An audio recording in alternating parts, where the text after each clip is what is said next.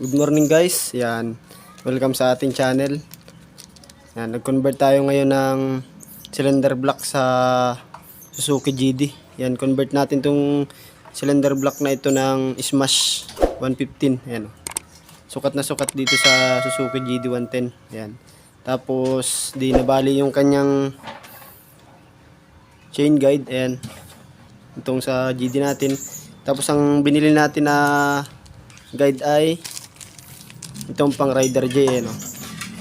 Sukat din yung pang Rider J na chain guide. Ayan. Ayan, guide cam chain, ayan, no?